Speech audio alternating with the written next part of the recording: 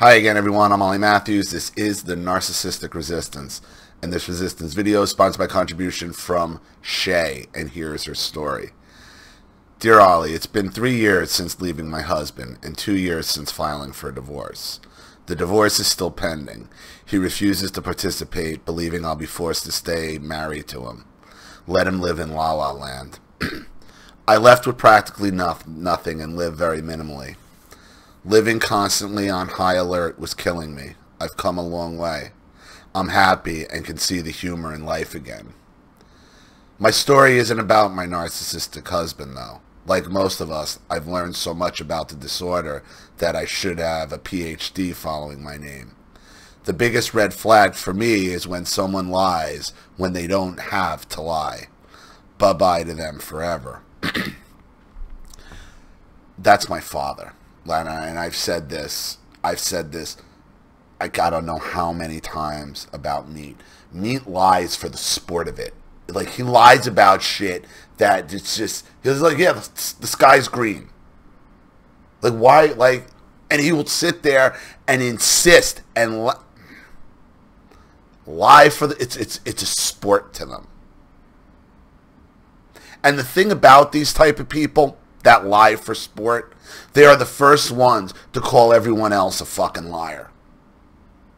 To label everyone else a liar. These sport liars. They're the worst. Like, what are you lying about? They're like, why? Why are you lying? Why are you doing this right now? You know, it's prevalent on, and you know, the online world makes it worse with social media, Facebook, all that. Because 95% of that is bullshit as well. People putting on bullshit lies to make you think they're living lives they're not actually living.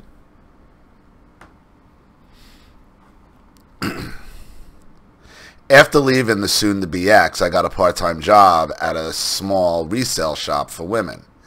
The top sales clerk was a nasty cluster B woman whose flamboyant mannerisms reminded me of a cartoon character. But for the life of me, I couldn't put my finger on which one. It was driving me crazy, so I Googled comedians, hoping I'd come across the character. Then I see it. Flip Wilson. Geraldine.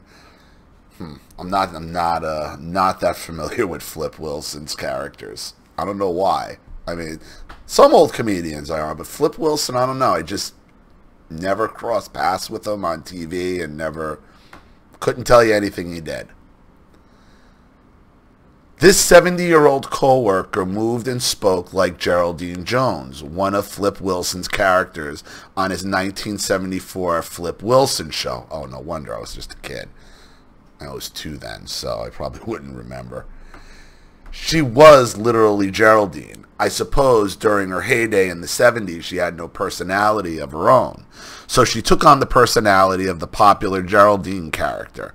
After 40 years, she's truly the embodiment of Geraldine Jones in every way. Well, you know what? That does make a lot of sense because most comedy is drawn off of personal experience through pain and suffering and, you know, life experience. And a lot of that life experience, if you analyze stand-ups, and, you know, I watch a lot of stand-up comedy, you know, I am pretty funny, okay, and all my humor derives from personal dark experiences. So it would make sense that Geraldine Jones is probably somebody Flip Wilson encountered in his personal life, okay? A cluster B. That cluster Bs are real easy to turn into comedy. And they don't realize it's them being turned into it. But if this is why so many narcissist abuse survivors or victims are stand-up comedians, and why so many stand-up comedians are, even though they're funny, they're woefully depressed, miserable, because cluster B narcissism is, I think, is a driving force in comedy, in these routines. So when Flip Wilson is formulating Geraldine Jones is coming from a character, somebody he interacted with in his past. Absolutely. That he's now turned into. You know, one of Charlene's ideas, like, she's like, she wants to do like a show of my life, but like more of a characterization where it would be very, there are things that are just where you look at some of my stories on the channel with my mother, and like, you could turn that into some pretty hilarious sitcom, you know, real edgy, funny stuff, you know? And that's where probably Geraldine Jones comes from. That's where a lot of comedy comes from. I loved Flip Wilson's character, Geraldine, and I wish I'd been able to throw a few Geraldine's memorable lines at her. What you see is what you get. And everyone's favorite, the devil made me do it. Oh, fuck! All right. I got you now. All right, now I remember. Oh, okay. I got you. I know her now. I do know her now. Okay. The devil, okay, I got you. Geraldine would have denied the impersonation, acted offended, and I would have paid dearly. She truly was on point with every nuanced mannerism of the character, but not even a stolen comic character would make up for her own dark character bleeding through. She was such a bully, especially if you were smart, pretty, or attractive. My first week, Geraldine love-bombed me by dressing me up like her own personal Barbie doll. She was outgoing, loud, and talked constantly, yelling over customers from across the room. My coworkers were all terrified and wouldn't have dared stand up to her. She put them and customers on the defensive whenever she could for her own amusement. I thought I'd lose my mind. I'd left one narc, and now I'm spending 6 hours each work day with an obnoxious cluster-bee peacock. While she droned on and on inside my head, I would ruminate. Please shut up. Please shut up. Shut that mouth. Take a breath. Shut that, yeah. I'd actually say it out loud. I'd just be like, shut the fuck up. Shut the fuck up. No one cares. No one cares. No, what? What? What? I didn't get the point. Dude, I was horrible. I would do this shit at work. I would do this shit to people at work, and I didn't care. And like, again, you know, another reason why, I mean, how I went out at Macy's was still epic, because I was trying to get them to do something to me and they wouldn't. Like, I would sit there, I'd be, dude, just like that, how you're in your head, but I would do it out loud, but kind of under my breath. Shut the fuck up. Shut the fuck up. No one cares. No one cares. No one cares. No one cares. Please shut up. I rarely heard the music playing in the store. I loathed the sound of Geraldine's voice. The chatter never stopped. One afternoon, I had taken a customer to the dressing room and was about to close the curtain. She held the curtain and asked me, "Does Geraldine always talk that much?" I looked down at the floor, back up at her, and slowly nodded. We both smiled. When I rang up the customer, Geraldine stood over us both, still talking a blue streak. The customer touched my hand as I said thank you, and winked as she said goodbye. She felt my pain. Several times while alone with me on the sales floor, Geraldine had cornered me with crazy word salad and had begun her smear campaign against me. I dreaded going to work and dealing with her. No way I would be one of her spineless cheerleaders. I was nice, but avoided her whenever possible, and she knew it. Everyone else was lovely, but Geraldine was poison. The owner was no help, since Geraldine brought in loads of customers from the First Baptist Church, where her husband served as an assistant minister. There you go. Geraldine and the owner had worked together at a well-known department store for years. Geraldine brought in customers for the shop and also acted as a shield for the owner with unwanted customers. The two were overt and covert in a symbolic money above all partnership. My newly found knowledge of cluster B personality types wasn't wasted, though. I knew I'd be finishing another job soon.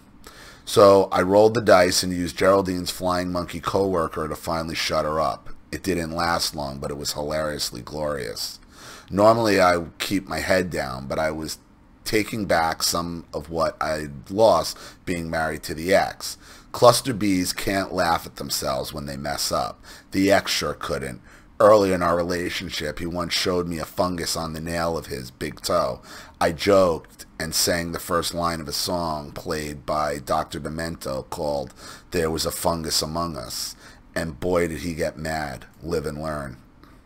I waited a few days and first thing at work that morning, I mentioned to Geraldine's flying monkey that a customer had asked if Geraldine always talked so much and wasn't that funny. That's all it took. Geraldine was already on the floor. Within minutes, the flying monkey told Geraldine what I had said. It was delicious. Silence. I could hear the country music playing in the store. So I did a little two-step in celebration. Had Geraldine's silver wig caught fire, she wouldn't have mumbled not one unnecessary word. She spoke very little, and only to customers, for 3 solid hours. What a champ. She was totally off balance, like an impaled Stepford wife going haywire. Geraldine took her lunch break, and when she came back out onto the sales floor, she shot out of the break room door like a bucking bronco flying out of the chute at a rodeo. It was awesome. She didn't shut up for the rest of the day. She showed me. Oh, yes, she could keep from talking. And she proved it to me and everyone else for 3 whole hours. It was so funny. Whenever I'm down, I think about Geraldine tearing back out onto the sales floor like Tasmanian Devil style. The woman is a cartoon character for sure. Yes, I jerked the chain of a cluster B who enjoyed terrorizing me and others on the job. They can't be seen as imperfect, so I used that against Geraldine and twisted her tail a bit and made her squeal. Right. You'd use, again, what you did is basically using the narcissist's own tactics against them. Because what the narcissist has been doing for years is they take our strength and they turn it into a negative and use it against you, or what they think is their strength. That's why I call meat meat. Because he was proud of that for years. Proud of it. And now you turn it around because that's what the narcissist does. Now she realizes what she's doing by over talking and controlling the room. That's how she controls her room. But then to use it again, you're not saying it. A customer said it. You're not complaining. You weren't complaining. You were just telling a coworker of her friends, like, wow, isn't that funny? Somebody said that? So she can't just outwardly attack you because you're not saying it. What's not your opinion. And all she needed was a little time, 3 hours, and then get her nut back up again and come charging out. She knows what she needs. She needs 3 hours to convince herself that she ain't the fucking problem. It worked marvelously. I sure wish I could have a video recorded it that day without the audio. Ollie, remember how funny your first videos were and how much I enjoyed the Virginia Chronicles and my life with narcissistic parents. I still go back and listen to them often. The videos about the $5,000 check from Virginia for your wedding, and especially the video when Meat closed the attic door on Drunkie, were hilarious. Yeah, there were some funny. This is what I'm talking about. You see, that's exactly what I'm talking about. Like when Charlene's like, this could be a sitcom about you, like easily with these stories. They can, and that's where Geraldine can't understand. That's where Geraldine came from. That's where Flip Wilson's character came from. It came from somebody like this that he had dealt with. Thanks for the laughs and reading my story. Hugs and thank you, Ollie. Shay. Well, thank you, Shay. You know, all this comes from personal experience. You know, all like these characters, it's just exactly what they are. They're not unique. They're characters. And even though they're on TV, they're real people. They're based on real people. Like even shows like Family Guy, okay? Peter Griffin is based on a real person, okay? Every character on that show is based on a real person in Seth MacFarlane's life. All of that. All of it. All that kind of stuff is. So, you know, this is what I've been saying about about narcissism, cluster Bs. They're everywhere. Okay, and they've been affecting our society for a long time. Some of it's positive, most of it's negative, but you do get some positives out of stuff like this. So I hope that helps. Thank you so much for your contribution and your story, Shay. I really appreciate it. Thank you to everybody watching. Please leave any opinions or advice in the comment section below. And if you want your story read on the channel, you have a topic you'd like me to cover, a narcissist you'd like to expose, you'd like a private video made, or you'd like to sponsor a video like this for someone who needs help and can't afford it, or just make a contribution to the channel in general to keep it growing, supported, and successful, because this channel survives 100% on contributions from all of you. Without you guys, all of this goes away. So if you like what you see here and you want to see more videos like this, you know what to do with the PayPal and email links in the description box. Also, please like and share this video wherever you can. Subscribe to my channel if you haven't, and be sure to click the subscription bell to be notified of all my video uploads. I'm Ollie Matthews. This has been The Narcissistic Resistance. Take care.